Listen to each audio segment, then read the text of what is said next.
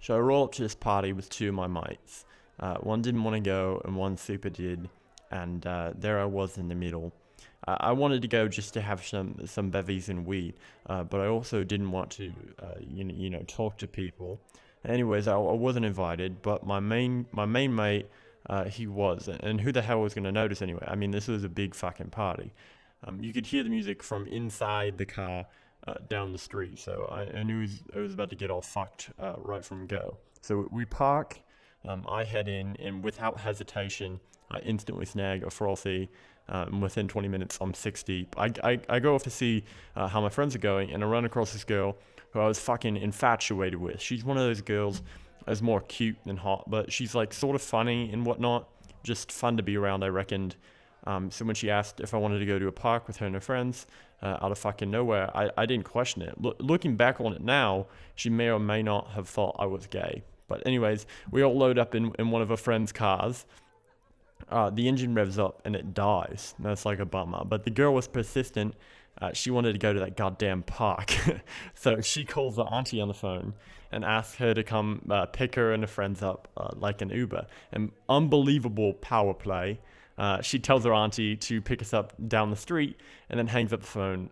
So some time passes, and sure enough, the auntie arrives in like a white minivan to come bring us to the park. All six of us load up in there. The main girl's in the front, two of her friends are in the second row of the van, and I'm wedged in between two others in the back. The person to the right of me is a dude, and to my left is a girl. It was kind of cramped back there. Anyways, on the right over there, I notice that the girl's auntie is talking to her, and she isn't responding much, just kind of nodding her head and going, vaguely. And as soon as we get to the park, she's all out there under a streetlight. So I immediately knew why she was like that, right? Her eyes were the size of fucking dinner plates, like saucers. You cannot even imagine. And she looked like she was fucking possessed. Her eyes were all black. And she says, hey, I'm on LSD. I was like, oh shit, I'm hit with reality. Like acid, mate, fucking acid. I had never done acid before. I actually did it for the first time less than a year after this point. But back then I thought acid was like the scary killer drug that'll addict you and cause you to overdose quicker than a rapper with a neck tattoo. So I'm asking her if she wants me to call someone, not thinking about how stressful that would be on her mind. She starts to, freak out a little bit. But since a friend had warned her about bad trips beforehand, she was really trying her best to stay calm. And I asked to help. I was just going to help her. So I do. And I just get her water from the other dude there, and she chills on this bolted down log in the park.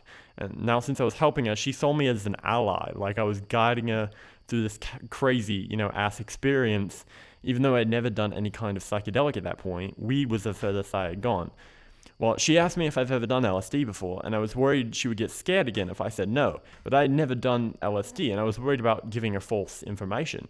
So instead, I just lied, and I said I had done mushrooms before. She starts asking me about that because she's really interested. And listen, like I previously stated, I knew shit all about the subject, so I'm just bullshitting my way through this. I'm also starting to feel quite trolleyed at this point, as I'd probably drink, I don't know, even like a liter of beer at that point. It wasn't fun. Anyways, another one of her friends comes over to listen, and she was kind of this unassuming, slightly overweight girl, and she was wearing these awful like velvet clothes, like something off Kath and Kim. Anyways, I'm telling her about this fake mushroom experience and all the fucking hallucinations I had and shit. And this other friend says, that's not what mushrooms are like at all. So I go, oh, they must have been laced with something then. Which was a big fucking mistake. The cute girl tripping balls on acid starts freaking out. Like, was her acid laced? Was she gonna croak right there and then? I mean, no, obviously, but her mind was going like fucking sicko mode. We actually had to hold her down by her shoulders to stop her from getting up and running around. But she was strong. Like, I really had to put some muscle into it. She was probably stronger than me, to be honest. I'm quite weak.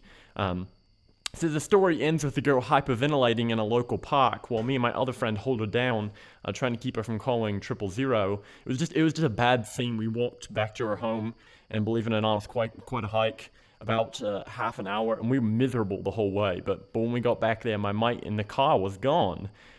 He had fucking left me there, so I had to stay there overnight. And they didn't feel comfortable with me sleeping in a bedroom of theirs, and rightfully so. I mean, they don't know if I could have been some fucking dirty cunt. So I ended up sleeping on a mat in the kitchen with my legs half on the mat and half off, slowly coming down from being incredibly hammered and regretting every life choice I had made that night. And that's why you don't go to high school Australian parties. It's a bad scene.